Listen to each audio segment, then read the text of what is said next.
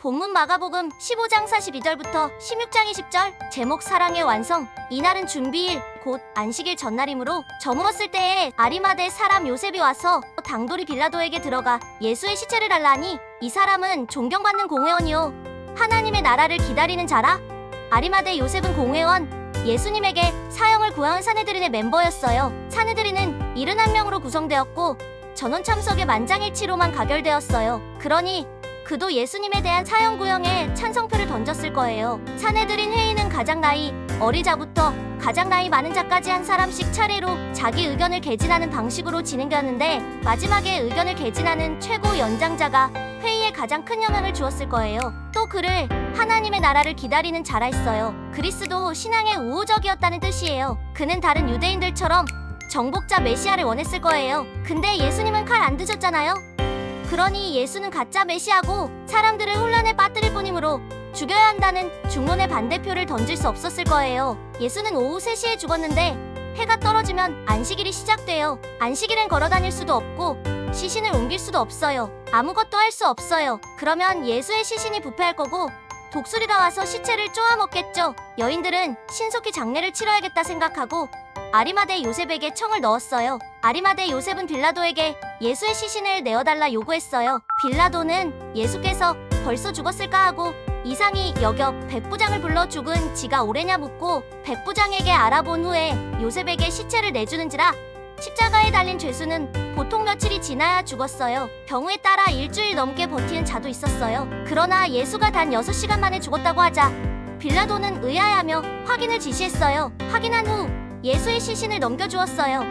요셉이 세마포를 사서 예수를 내려다가 그것으로 싸서 바위 속에 판 무덤에 넣어두고 돌을 굴려 무덤 문에 놓음에 막달라 마리아와 요새의 어머니 마리아가 예수 둔 곳을 보더라. 세마포는 아마로 짠 섬유예요. 메소포타미아 지역이나 인도에서 수입해온 값비싼 수입품이에요. 귀족이나 부자만 입었어요. 이 비싼 옷감을 시장에서 사왔다고 했어요. 아리마대 요셉이 부자여서 가능했어요. 그리고 예수님께 입혔어요. 살아생전에 한 번도 입어보지 못한 비싼 옷을 죽어서야 비로소 입으셨어요. 유대인의 장례식은 땅을 파지 않았어요. 천연동굴이 많아서 굴에 시체를 넣어두기만 하면 됐어요. 아리마대 요셉은 예수님의 시체를 세마포로 정성스럽게 싸서 무덤 속에 넣어두었어요. 그는 돌을 굴려 무덤 입구를 막고 로마 군인들은 그곳을 지켰어요. 마가복음 15장은 여자들이 예수 둔 곳을 보더라로 끝맺어요. 안식일이 지남에 막달라 마리아와 야고보의 어머니 마리아와 또 살로메가 가서 예수께 바르기 위하여 향품을 사다 두었다가 토요일 해가 떨어지자 안식일이 끝났어요. 모두 움직일 수 있어요. 여인들은 예수님의 시체에 바를 향품을 시장에 가서 구입했어요. 안식 후 첫날 매우 일찍이 해 돋을 때에 그 무덤을 가며 여인들은 일요일 새벽에 무덤을 가고 있었어요. 보초의 경계가 가장 느슨한 새벽 동틀 무렵에 서로 말하되 누가 우리를 위하여 무덤 문에서 돌을 굴려주리요 하더니 가면서 여인들이 걱정하며 서로 말해요. 돌문이 무거워서 우리 힘으로는 돌문을 열 수가 없는데 어쩌지? 눈을 들어본즉 벌써 돌이 굴려져 있는데 그 돌이 심히 크더라. 와보니까 이미 돌문이 굴려져 있었어요. 무덤에 들어가서 흰옷을 입은 한 청년이 우편에 앉은 것을 보고 놀라매 여자들이 무덤에 가보니까 천사가 앉아 있었어요. 청년이 이르되 놀라지 말라. 너희가 십자가에 못 박히신 나사렛 예수를 찾는구나. 그가 살아나셨고 여기 계시지 아니하니라. 보라 그를 두었던 곳이니라. 천사는 예수님이 부활하셨다고 했어요. 가서 그의 제자들과 베드로에게 이르기를 예수께서 너희보다 먼저 갈릴리로 가시나니 전에 너희에게 말씀하신 대로 너희가 거기서 배우리라 하라 하는지라. 천사는 예수님이 전에 말씀하셨던 것처럼 갈릴리로 앞서 가셨다고 했어요. 여자들이 심히 놀라 떨며 나와 무덤에서 도망하고 무서워하여 아무에게 아무 말도 하지 못하더라. 예수님이 부활했다면 기뻐 날뛰어야지 왜 무서워하고 아무 말도 하지 못했죠? 부활을 상상해 본 적이 없기 때문이에요. 경험해 본 적도 없어요. 자기들도 믿을 수 없으니 누구에게 말하겠어요? 그래서 무서워 벌벌 떨며 아무에게도 말하지 못했어요. 예수께서 안식 후 첫날 이른 아침에 살아나신 후 전에 7 귀신을 쫓아내어 주신 막달라 마리아에게 먼저 보이시니 마리아가 가서 예수와 함께하던 사람들이 슬퍼하며 울고 있는 중에 이 일을 알림해 그들은 예수께서 살아나셨다는 것과 마리아에게 보이셨다는 것을 듣고도 믿지 아니하니라. 그 후에 그들 중 2 사람이 걸어서 시골로 갈 때 예수께서 다른 모양으로 그들에게 나타나시니 두 사람이 가서 남은 제자들에게 알렸으되 역시 믿지 아니하니라. 막달라 마리아는 내가 부활하신 예수님을 만났어 라고 전했어요. 하지만 제자들은 믿지 않았어요. 낙향하던 두 제자도 같은 말을 했지만 역시 믿지 않았어요. 그 후에 11 제자가 음식 먹을 때에 예수께서 그들에게 나타나사 그들의 믿음 없는 것과 마음이 완악한 것을 꾸짖으시니 이는 자기가 살아난 것을 본 자들의 말을 믿지 아니함이더라. 마침내 예수님은 갈릴리에서 제자들이 식사하고 있을 때 모두에게 나타나셔서 책망하셨어요. 책망은 두 가지예요. 믿음 없는 것과 마음이 완악한 것. 제자들은 여러 증언에도 불구하고 예수님의 부활을 안 믿었어요. 마음이 완악하다 했으니까 이집트 왕 바로처럼 불신앙을 고집한 거예요. 하지만 예수님이 살아생전에도 여러 번 말씀하셨고 여러 증언들도 있었는데도 왜 그리 지독하게 안 믿었죠?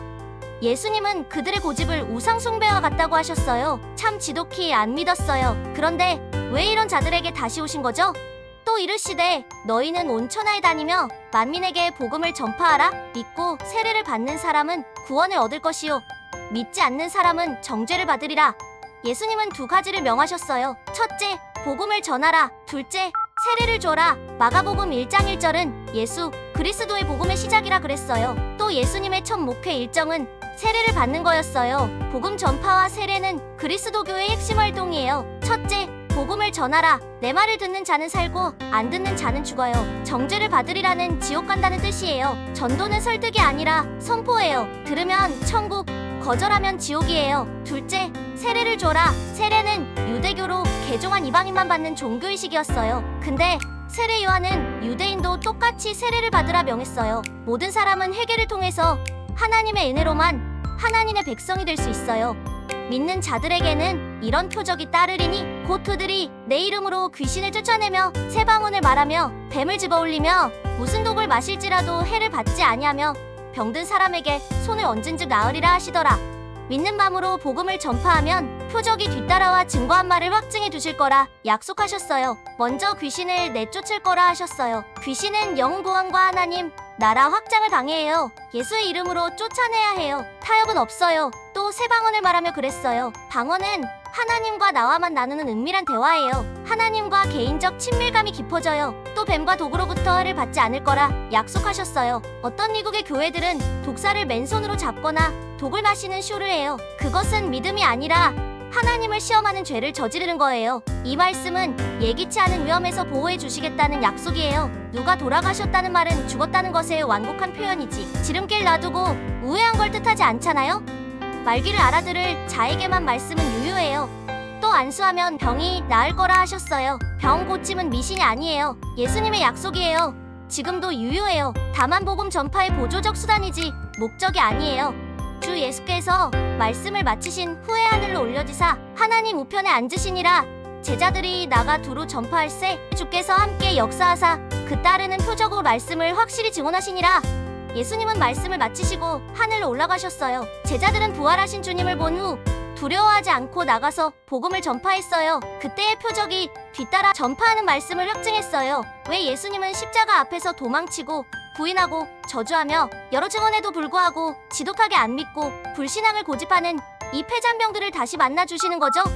왜냐하면 예수님이 제자들을 무지무지 사랑하니까. 그리고 내 믿음이 실패할 때 하나님이 선물로 주시는 믿음 받을 절호의 기회니까. 신앙은 그릇과 같아요. 작으면 큰 사명을 담을 수 없어요. 그래서 깨져야만 해요. 그래야 큰 새 믿음을 받아요. 내 믿음이 산산이 박살날 때가 제자들의 믿음은 너무 작았어요. 그래서 십자가 앞에서 깨지고 박살났어요. 주님은 이렇게 될 걸 다 아셨어요. 그래서 갈릴리에 먼저 가 있을 거라 하신 거예요. 사랑하는 제자들에게 큰 새 믿음 주시려고. 예수님의 부활은 새 믿음의 소망이에요. 이 소망 붙들고 기도할 때 약속하신 성령이 임했고 제자들은 성령의 선물로 강력한 새 믿음 받았어요. 결국 예수님은 부활로 사랑을 완성하셨어요. 부활의 새 믿음으로 전했더니 표적이 뒤따라 전하는 말씀을 확증해 주었어요. 혹시 무언가에 실패하고 계신가요? 믿음이 박살났나요? 주님은 여러분의 삶 속에서 사랑을 완성하길 원하세요. 제자에게 하신 것처럼 소망 중에 기도하세요. 새 믿음 주세요. 주님은 당신을 사랑하세요. 뒤따르는 표적으로 말한 것이 확증되고 승리하시기를 축복합니다.